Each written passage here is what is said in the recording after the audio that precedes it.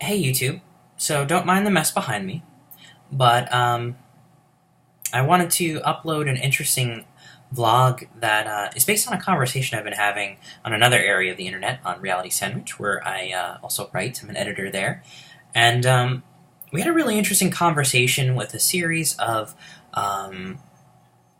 I guess you could call them psychedelic scholars, because they're writers and they write about consciousness and psychedelics and language and the evolution of culture and that sort of thing. So a lot of interesting countercultural literature and ideas.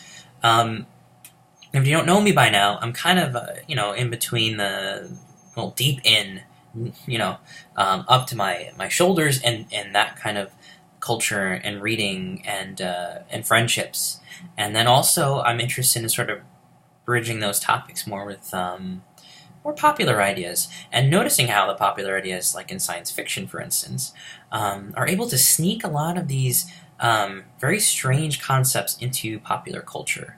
That's sort of my background. At any rate, so for those of you who are familiar with Walter Benjamin, he was a early 20th century scholar. He wrote about a lot of things, about religion, about the development of technology and industry, and I bring him up because he wrote a particular essay that you may have read in undergrad, or if you're interested in these topics.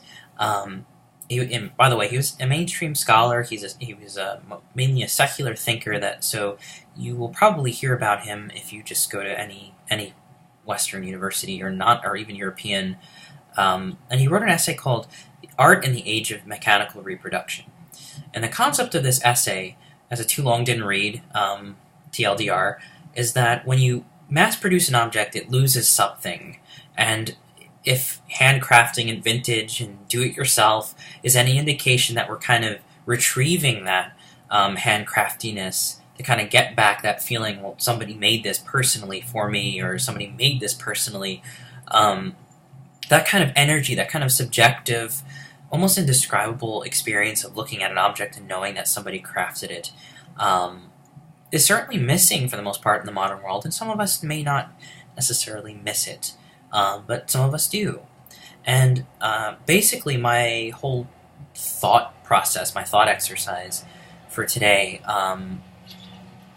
came from sort of the realization that even though we moved away from personalized objects, material goods that are handcrafted, hand designed, because we live in such an industrialized world, even though we've moved away from that, we still yearn for it. We still want to create it, and the reason why this connects to sort of the sort of spiritual, literary counterculture that I've been engaging with is very often there's a framing of a movement from the pre-modern world before the Industrial Revolution, before the Scientific Revolution, into a modern world which has been desouled, disenchanted, secularized, in exchange for understanding physical technologies and the physical universe at such an astounding level in the human body and biology and ecosystems.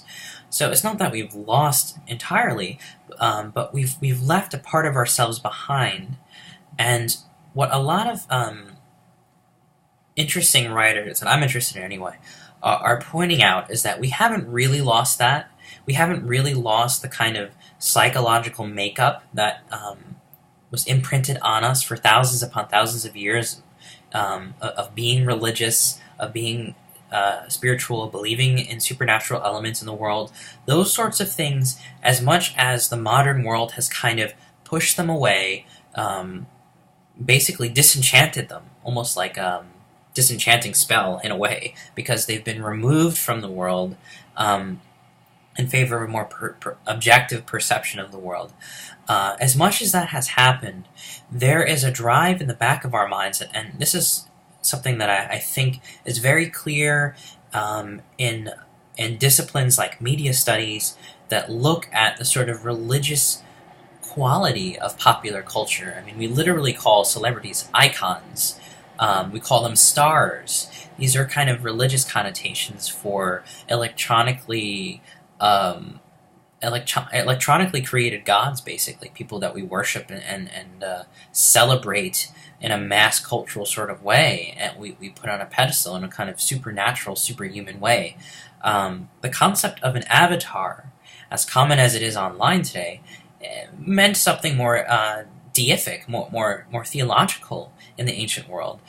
So there's a lot of ways that actually technology has resituated religious thought and theological thinking, and I don't think that's an accident.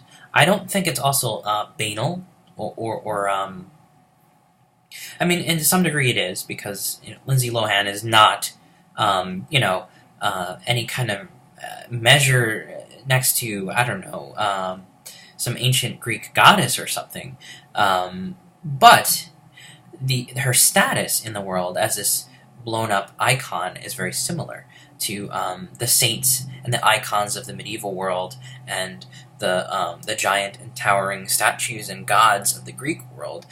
Psychologically, I think there's a similarity going on. There's a kind of an analogy that we can go, yeah, you see that there's a connection between the ancient world and the way people thought, and now the way that we're trying to recreate that, and which has been sort of my critique of a lot of secular thinking,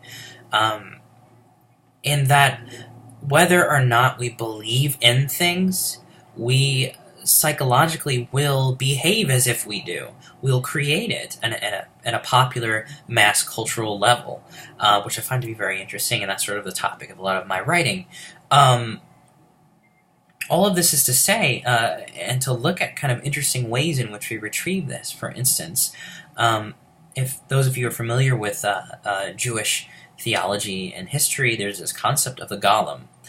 And the Golem is basically an animated statue. The Golem is an animated being made of clay, I believe, or mud, and with a secret word, an inscription on his forehead that I believe is the word for truth. It becomes aware and animated, and it can become your servant. Is it fully sentient? Well, maybe not, but it becomes ensouled in some way. And the de-ensoulment or disenchantment of the modern world has been an issue. So I just started thinking of ways in which we are trying to retrieve that ensoulment. And again, for those of you who read my previous or seen my previous videos, you'll be familiar with this, because I think a lot of our digital technology is trying to bring this back. It's trying to bring back a world that is ensouled. Our computers talk to us. We give them personalities. We have, information floating in the air, bands of radio waves which have, meaningful messages to us, like texts from our loved ones and our family and our friends. And of course, with the icon in the movie example, it's another example of how electronic technology in particular is really good at kind of retrieving these older worldviews. But what came to mind recently was actually Japanese culture and the way Japan has dealt with modernization. If you've ever taken a look at Japanese paraphernalia and literature, and just a precursory glance of it on YouTube and online, a lot of the what would you call it? A lot of the physical objects have personalized notes to the owner, has thoughtful meditations of how to interact with this object as if it had a personality, and this goes back to actually Japanese culture having a tradition of animism. Perhaps even more recently than Western culture did, or does. So, a lot of their mass-produced objects, things that would be mechanically reproduced, have little notes in them, have little personalities, and I think this is because in Japanese culture, traditionally, they understand every object as potentially ensouled, including, this little stapler, or perhaps even something like this stone here, which would probably be more ensouled than something else because it's so personal and it's a gift. Physical objects potentially have a soul and a personality. They're little people, basically. And because of that, their material, modernist, secular world is actually full of a lot of things that would would kind of psychologically comfort you and buffer you from having a completely desouled and depopulated world as far as, having other spirits or supernatural elements. So it's interesting that Japan kind of retrieved it in that way and kept it going in that way, even in the modern world. And probably the last example for this video would be in Western culture, besides our media, besides our electronic technology, besides movies and the internet and things like that, and our talking phones, is Silicon Valley and the desire to take electricity and wires and gadgets and rare earth elements and put them together and create a living, thinking consciousness. We want to animate inanimate matter. We want to ensoul the machine. And I find that to be very interesting. Compulsion, that is not a fringe topic of debate amongst weirdos and, subcultures who want this to happen, and they're creating little cults about bringing technology to life. No, this is something that Google is doing and paying for. They have their own Singularity Institute. Ray Kurzweil consults big businesses. He consults individuals about living long enough to get to the singularity so they can upload their consciousness and live forever. This is an idea that has some currency in our culture, and the compulsion, the desire to create artificial thinking systems also is quite a powerful economic motivator in MIT and in Silicon Valley and the West Coast.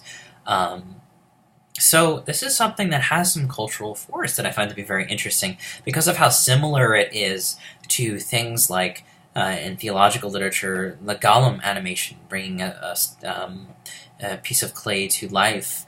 One example, actually, in the Greek world would be theurgy, which is this idea that you can animate a statue, that you can bring a god into it with certain rituals or magic, and invoke the deity to become incarnate in the physical object, in the physical statue.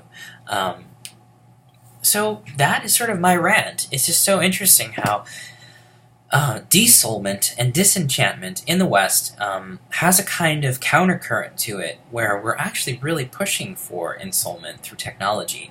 And I found that to be really interesting. And if you do too, definitely leave a note in this vlog and let me know what you thought. So thanks for listening, guys.